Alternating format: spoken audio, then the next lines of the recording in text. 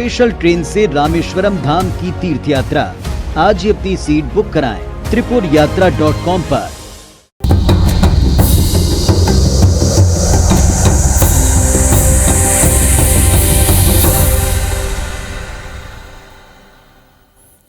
नमस्कार, face to face Madhya Pradesh में आप सभी दर्शकों का बहुत स्वागत करता हूं। मैं राहुल सौमित्र। बीजेपी ने मध्य प्रदेश में फिर से सत्ता वापसी और छत्तीसगढ़ में सत्ता परिवर्तन के लिए अजय जामवाल को बड़ी जिम्मेदारी दी है। जामवाल छत्तीसगढ़ के दौरे के बाद इन दिनों मध्य प्रदेश में हैं और छत्तीसगढ़ के दौरे पर थे। क्या परिवर्तन हुआ वो भी आप जानते हैं। मिशन 2023 के मद्देनजर वो बड़े नेताओं के साथ यहां रणनीति बना रहे हैं। वो 2 दिनों तक भोपाल में प्रदेश के पदाधिकारियों, सांसदों और विधायकों से फीडबैक लेंगे, जिससे वो समझ सकें कि यहां राजनीति में और जनता के मूड में क्या चल रहा है दोनों जगहों पर। बहरहाल कांग्रेस को इस बात से कोई फर्क नहीं पड़ रहा है। वो जामवाल के दौरे को बीजेपी और संघ की चिंता बता रही है। तो आज face to face Madhya Pradesh में हम इसी पर बहस करेंगे कि 2023 के अग्नि परीक्षा और जामवाल की समीक्षा पर बहस करेंगे। 2 खास मेहमान इस वक्त हमारे साथ हैं। भारतीय जनता पार्टी की तरफ से नेहा बग्गा जी को आप देख रहे हैं, जाहिर सी बात है तिरंगा यात्रा निकाल रही तो साफे में बहुत स्वागत है आपका। और मिथुन अहिरवार जी हैं, कांग्रेस के प्रवक्ता के तौर पर, आपका भी स्वागत है। इन दोनों से बहस करेंगे और जनता की भागीदारी इसमें बहुत जरूरी है, क्योंकि आपके लिए बहस आयोजित की जा रही है। एक रिपोर्ट आप देखिए, आप दोनों मेहमान भी देखिए, उसके बाद करते हैं बहस।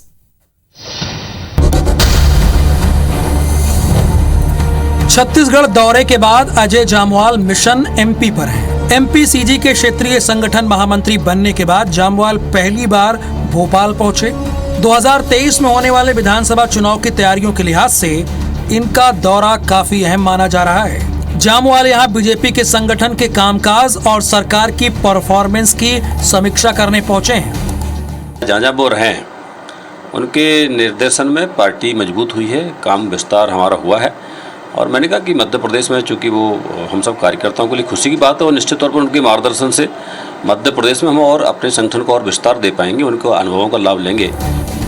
जामवाल के भोपाल दौरे की चर्चा इसलिए भी हो रही है क्योंकि छत्तीसगढ़ में उनके दौरे के बाद ही बड़ा बदलाव हुआ है। संगठन ने विष्णुदेव साय को हटाकर अरुण साव को नया प्रदेश अध्यक्ष नियुक्त कर दिया है। मध्य प्रदेश में बीजेपी भले चुनाव हारने के बाद सरकार बना ली हो, पर 2018 के चुनाव में हार की समीक्षा कर उन कमियों को दूर करना चाहती है। हालांकि कांग्रेस इस कवायद के बजाय प्रदेश में एंटी इनकम्बेंसी के जरिए बीजेपी को सत्ता से बेदखल होने की उम्मीद लगाए बैठी है।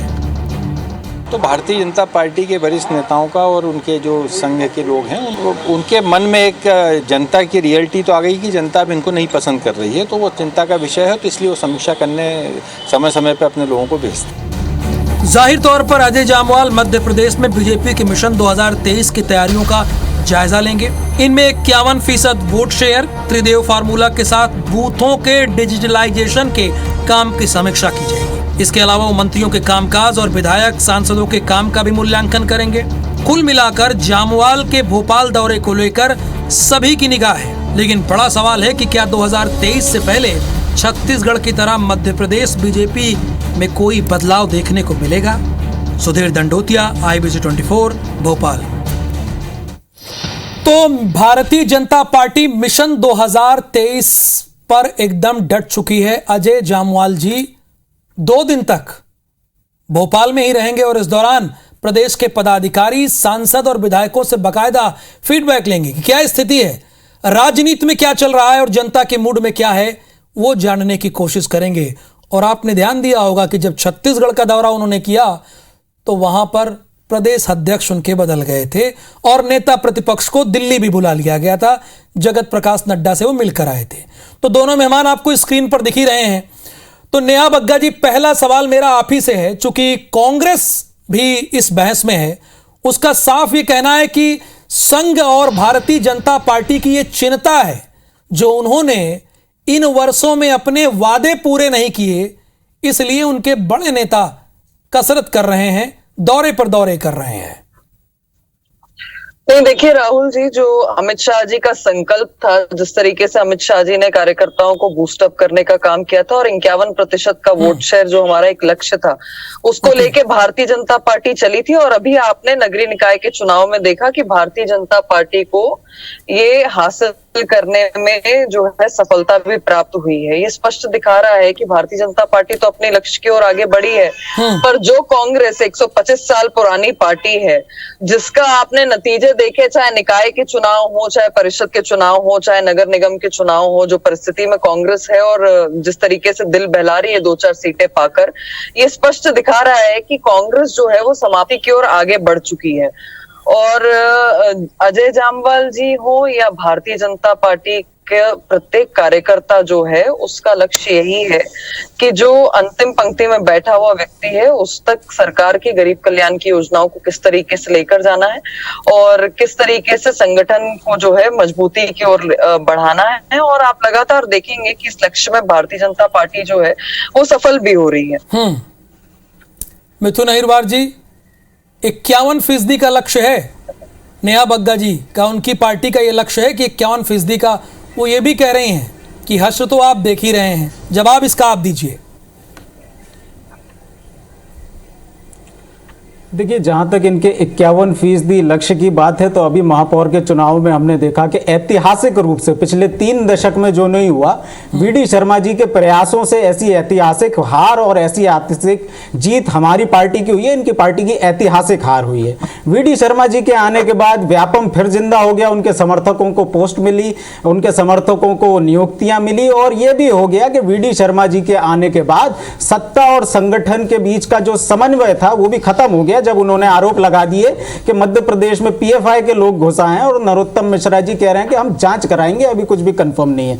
और आप देखेंगे कि मध्य प्रदेश की जो भाजपा और पूरे देश में जो भाजपा जो अनुशासित कथित रूप से मानी जाती थी, उसमें अजय विश्नोई जी के अलग स्वर आने लगे, नरोत्तम जी के अलग स्वर आने लगे। आपने देखा होगा कि भोपाल के जिलाध्यक्ष सुमित पचौरी जी को कैसे नरोत्तम मिश्रा जी डांट देते हैं। तो इस तरीके की घटनाएं आपने देखा होगा ना। अभी जो इनके नए इंचार्ज आए, इससे पहले भी आए थे, लेकिन सच बोलने वालों को भाजपा पसंद नहीं करती।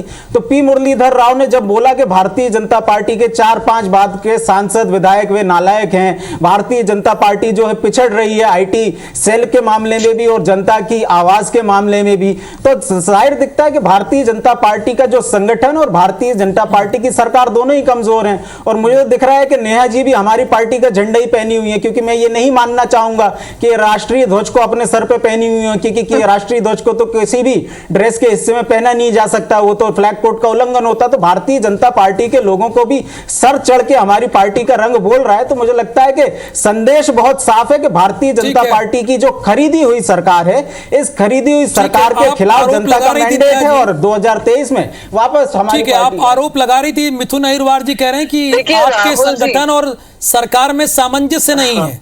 वो उदाहरण समेत जिक्र कर रहे हैं, बता रहे हैं कि आमुक आदमी की आमुक से नहीं पड़ती है। राहुल जी, जो एक पूरे विश्व में अगर आप राजनीतिक दल देखेंगे तो कांग्रेस एकमात्र ऐसा राजनीतिक दल है जिसके पास तो अपना खुद का राष्ट्रीय अध्यक्ष नहीं है।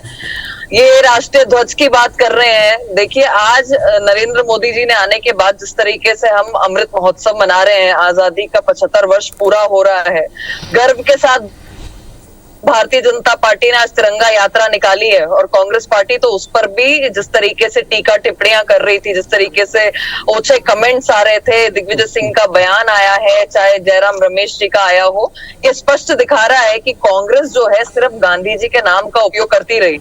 इन्हें गांधी जी के आचरण या फिर उनका जो संघर्ष था उससे कोई लेना देना नहीं है।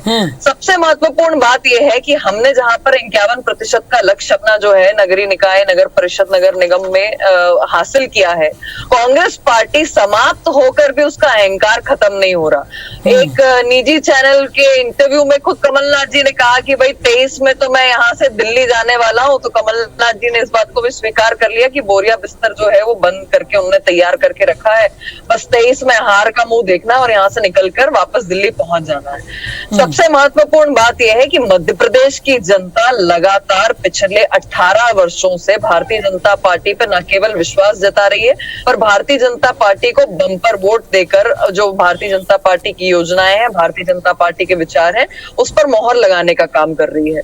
एक 40 साल का अनुभवी नेता जो कांग्रेस पार्टी में आज प्रदेश यानी आप 51% को लेकर कॉन्फिडेंट हैं। मिथुन अहिरवार जी, जो ये 51% पर काम कर रही है भारतीय जनता पार्टी, ऐसा ही काम उत्तर प्रदेश में भी इन्होंने किया। तब सपा और बसपा एक हो गई थी, फिर भी भारतीय जनता पार्टी जीती थी।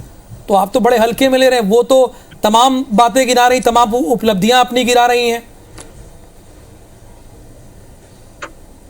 देखिए, भारतीय जनता पार्टी अगर उत्तर प्रदेश का परिणाम दोहराने की मानसिकता के साथ है तो उनको मुबारक हो, क्योंकि उत्तर प्रदेश में पिछले बार और इस बार के परिणाम एक जैसे रहे। तो भारतीय जनता पार्टी ये चाहती है कि 18 और 23 के परिणाम एक जैसे हों, तो अच्छी बात है। 18 में ये हारे थे, 23 में फिर हार जाएंगे। बात दरअसल ये है कि वो मध्य प्रदेश आज जो कुपोषण में नंबर 1 है, आदिवासी अत्याचार में 1 है, नाबालिग लड़कियों से अत्याचार में नंबर 1 है, बेरोजगारी में नंबर 2 है, तीसरे नंबर पर सबसे खराब स्वास्थ्य सुविधाओं में है, चौथे नंबर पर दलित अत्याचार में, उस मध्य प्रदेश में जहां पर मोटरसाइकिल पर लाश ले जानी पड़ती हो, उस मध्य प्रदेश में जहां शाहजहांपुर पर बच्चियों को स्कूल जाने पर मारा जाते हो, उस मध्य प्रदेश में जहां पर 10-10 साल की बच्चियों को भारतीय जनता पार्टी के नेता बलात्कार कर रहे हो, उस मध्य प्रदेश में जो आज भी बीमारू राज्य की ग्रांट ले रहा है नीति आयोग से, उस मध्य प्रदेश की सरकार को यदि आप चमकता हुआ बताएंगे तो इसी तरीके के परिणाम आएंगे कि ऐतिहासिक हारें भारतीय जनता पार्टी के सामने होंगी। और भारतीय जनता पार्टी का वो जो संगठन जो कभी मजबूत हुआ करता था अपने अनुशासन को लेकर के, उसके बारे में कैलाश विजयवर्गीय जी आकर के कहते हैं कि हमारी पार्टी में एक गुट के आने के बाद हम लोग चुनाव हारने लग गए हैं। तो ये केवल गुटबाजी की बात नहीं है, नरोत्तम जी का अपना एक सपना है और मन बहलाने वाली बात है। वो लिस्ट लेकर आए कि भ्रष्टाचार में नंबर 1, कुपोषण में नंबर 1, तमाम बातों का जिक्र कर रहे हैं। आप इसका जवाब दीजिए। देखिए, मैं तो आपको इन्हीं के माध्यम से जो चीजें सामने आई हैं उसी का उदाहरण सामने रख देती हूँ। ये कहते थे कि नर्मदा जी के आजू बाजू जो है वृक्षारोपण जो हुआ है उसमें घोटाला है। खुद इनके मंत्री ने विधानसभा में जब इनकी 15 महीने की सरकार रही स्वीकार किया कि कोई घोटाला नहीं है।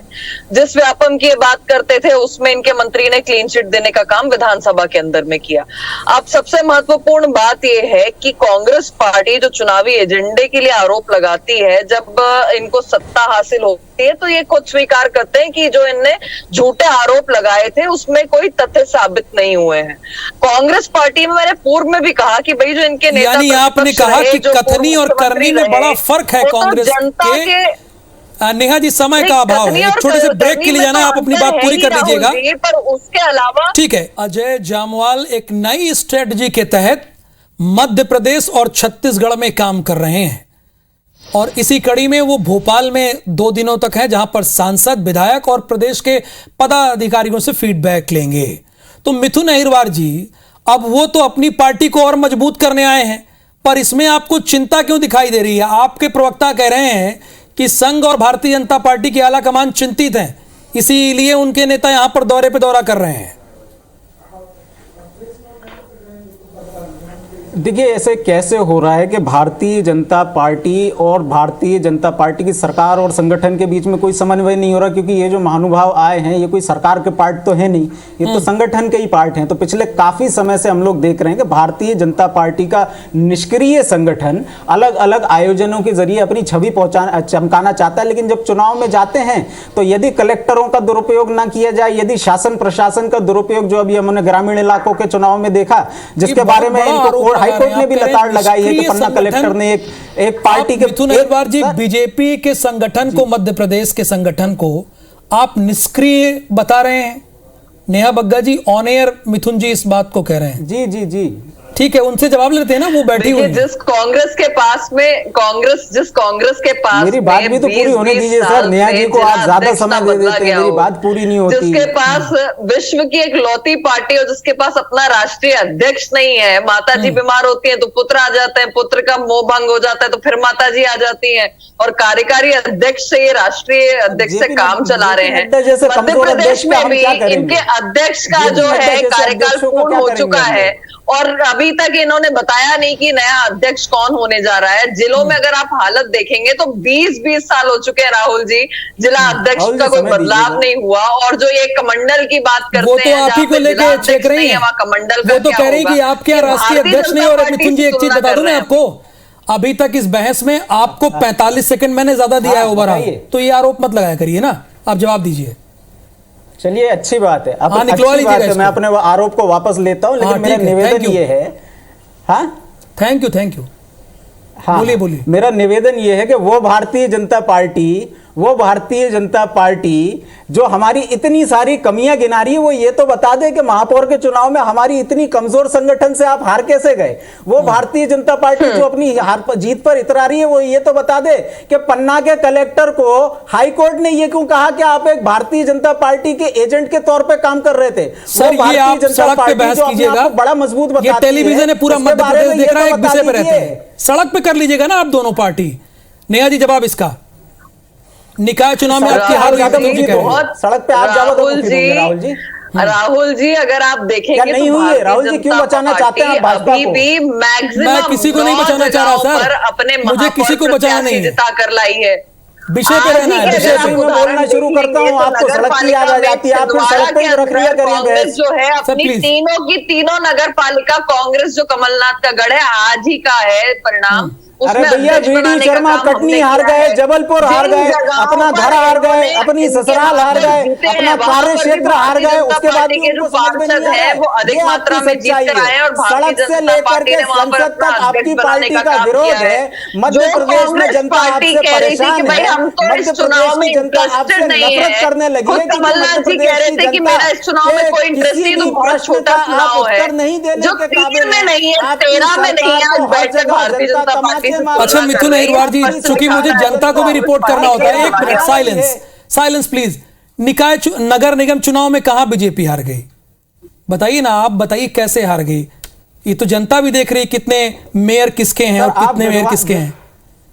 अगर नगर निगम की सिर्फ बात करें तो ना, आप बड़े विद्वान पत्रकार हैं। अरे विद्वान नहीं हूं सर, विद्वान आप हैं। नगर निगम आप बताइए ना, निगम की आप बात कर रहे हैं ना, मैं किसी का फेवर नहीं ले रहा हूं, लेकिन जो आंकड़े हैं कैसे उसे जुटला देंगे। नगर निगम में, अरे भैया सुन लीजिए। हाँ भैया सुना दीजिए। बता रहा हूं, 16 नगर निगमों में भारतीय जनता पार्टी की सरकार थी, तो 16 नगर निगमों में भारतीय जनता पार्टी की सरकार थी, उसमें से 9 पर बची, तो 7 में हारी क्या नहीं हारी, ये बता दीजिए आप। अगर वहां से सरकार छीन के और आपकी कितनी आई गई है, तो आपकी कितनी आई? पार्टी ने उन सरकारों को खोया है कि नहीं? मिथुन जी आपकी कितनी आई? सर हमारी 0 थी, 5 जगह हमने सरकार हासिल की है, हमारी 5 आई है, ये उपलब्धि है, सरकार हासिल की है। राहुल जी, ये भारत में अगर किसी भी राज्य में देखेंगे तो सबसे मजबूत विपक्ष मध्य प्रदेश में आप हैं। अगर भारत के किसी भी राज्य को देख लेंगे तो सबसे मजबूत विपक्ष हैं, और आप 9-5 के आंकड़े को उपलब्धि बता रहे हैं।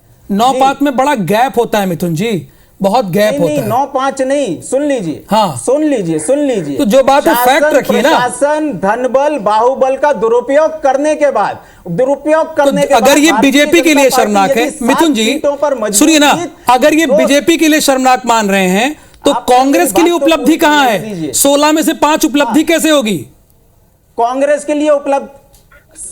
सर कांग्रेस के लिए उपलब्धि ये है कि 16 सरकारों में से हमारी, आपके लिए अलग गणित, उनके लिए अलग गणित। उपलब्धि नहीं है क्या? अरे आपके लिए अलग गणित, उनके लिए अलग गणित। नहीं, कैसे गणित? 16 में से 0 और 16 में से 5, 16 में से 0। नगर की सरकार है, सरकार तो मानते हैं ना आप उनको। तो यदि संक्षेप में विषय पर सर हो गया प्लीज सर। 5 जगह मिथुन जी, नेहा जी, जो जामवाल जी के दौरे के बारे में संक्षेप में 30 सेकंड, चूंकि मेरे पास अब समय अभाव है, 30 सेकंड उनके दौरे के बारे में। देखिए, भारतीय जनता पार्टी में सतत रूप से जो संवाद है वो प्रक्रिया चलती है, बैठक होती रहती है, रणनीति बनती है। और जो जामवाल जी की नई नवनियुक्ति हुई है उसके बाद मध्य प्रदेश में उनका पहली बार आगमन हुआ है। उन्होंने अपने नवीन दायित्व प्राप्त करने के बाद में मध्य प्रदेश में भी जो पदाधिकारी हैं, प्रदेश अध्यक्ष हैं, उन सबसे मुलाकात करने का जो है आज बैठकों का दौर जो है लगातार चल रहा है। कल इंदौर में हुई थी, आज भोपाल में हुई, उज्जैन में हुई, और ये भारतीय जनता पार्टी का अभिन्न अंग है, इसमें कुछ भी नया नहीं।